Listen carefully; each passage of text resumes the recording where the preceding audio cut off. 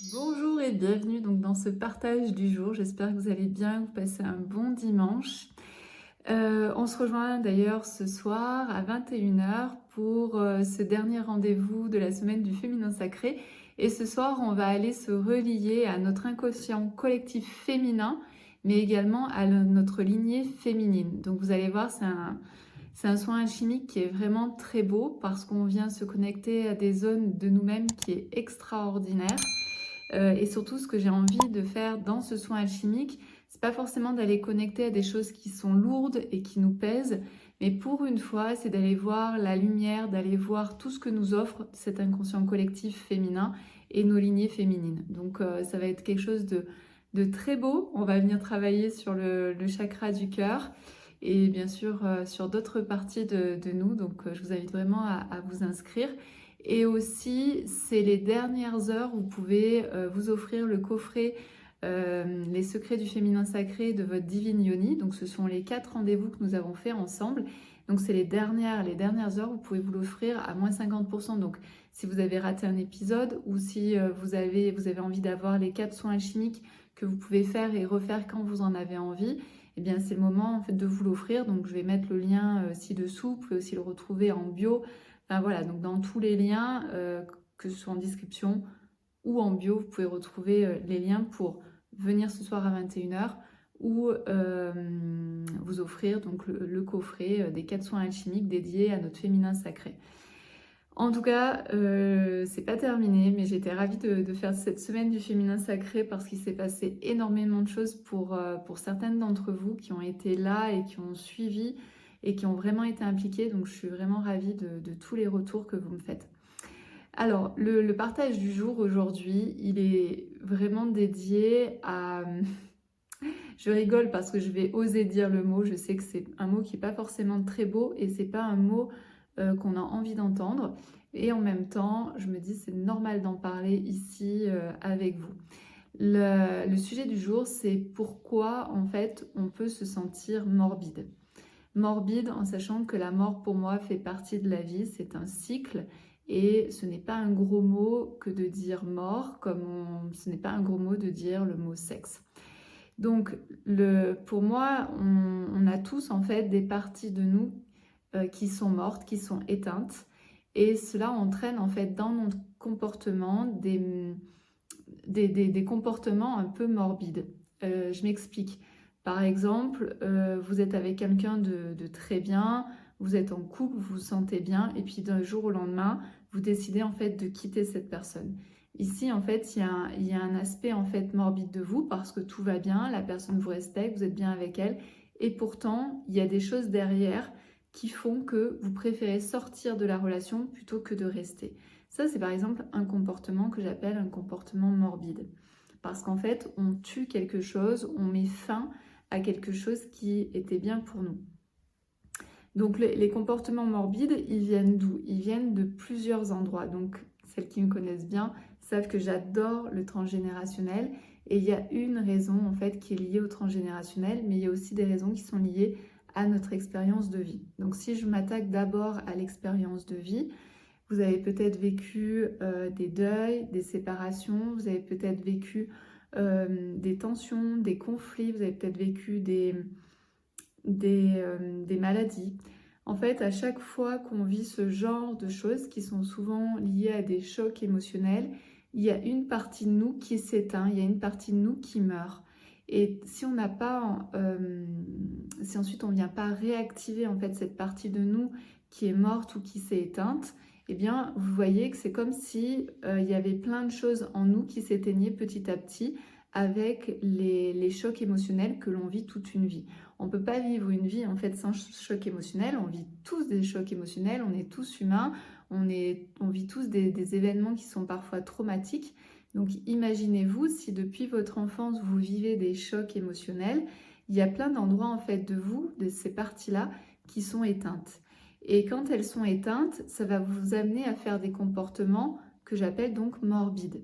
Et donc au lieu d'aller vers une vie qui vous plaît, une vie qui est en pleine expansion, une vie avec de l'élan, de la joie, de la tranquillité, de la sérénité, de la paix, eh bien vous allez plutôt avoir des comportements qui sont plutôt des comportements de destruction, des comportements de faim, des comportements qui tuent des choses. Autant que ce soit vos projets, que vos relations, que une grande histoire d'amour, etc. Donc ça, c'est important de le prendre en compte, c'est que on vit tous des chocs émotionnels dans notre vie qui bloquent ensuite notre énergie et qui bloquent notamment notre énergie de vie. Et donc c'est pour ça que notamment on a tous les soins en fait, tous les soins énergétiques, tous les soins alchimiques que je propose sont en lien notamment à venir réallumer, à venir rendre vie à ces parties de nous qui sont éteintes. Ça, c'est la première partie, c'est ce que nous, on vit dans notre vie d'humain, tout au long voilà, des expériences que l'on vit. Des fois, on vit des expériences qui sont très belles et des fois, on vit des expériences qui sont très difficiles. Ensuite, il y a le transgénérationnel, l'inconscient collectif. Alors ici, je vais plutôt m'arrêter sur le transgénérationnel et à nos lignées. Nos lignées ont elles aussi vécu des chocs émotionnels qu'elles n'ont pas forcément réussi à transcender. Donc une partie de ces chocs émotionnels fait éteindre aussi une partie de l'être, par exemple de ma mère, une partie de l'être de ma grand-mère ou une partie de l'être de mon arrière-grand-mère. Donc elles aussi, elles étaient vivantes, elles étaient des êtres humains. Donc ce que moi je peux vivre dans mon quotidien avec mes expériences, elles aussi, elles l'ont vécu dans leurs expériences.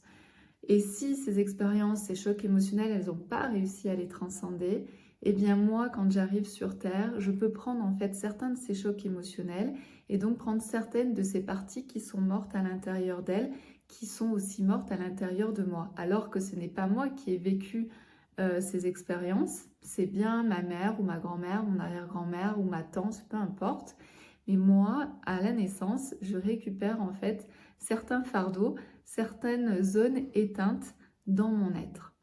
Donc on a ces deux choses-là qui font qu'on a cette capacité à être un peu morbide, à être un peu éteinte sur certaines choses. On le voit aussi donc soit dans des comportements de faim, de je tue en fait les choses, mais aussi dans des comportements extrêmes.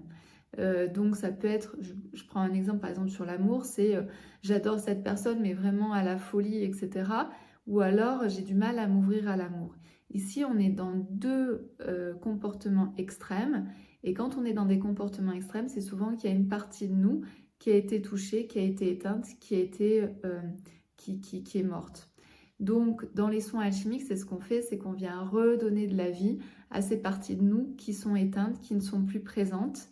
Et à chaque fois en fait qu'on vient réallumer une partie de nous, eh bien ça nous donne un nouvel élan, ça nous donne une nouvelle vision, ça nous donne des envies, ça nous permet d'avoir de nouvelles relations ou de meilleures relations qui étaient déjà là.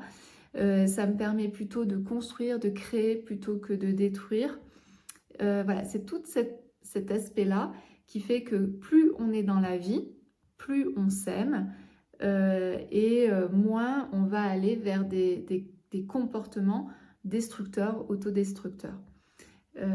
Voilà, donc je ne sais pas si je suis claire parce que c'est un sujet qui n'est pas évident à appréhender et en même temps je pense que je suis au bon endroit pour parler de tout ça.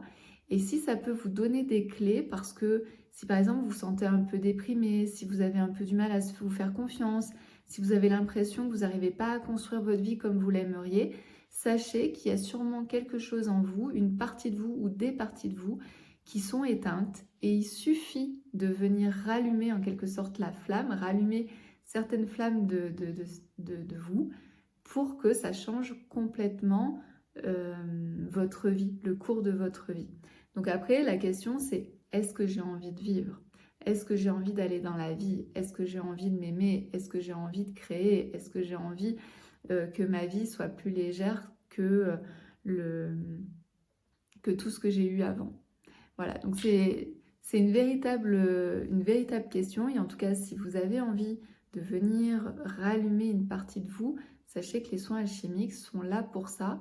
Et souvent, des fois, on ne sait même pas pourquoi on a cette partie de nous qui est éteinte. Hein, et c'est pour ça qu'il faut juste laisser faire les choses, par exemple faire des soins alchimiques.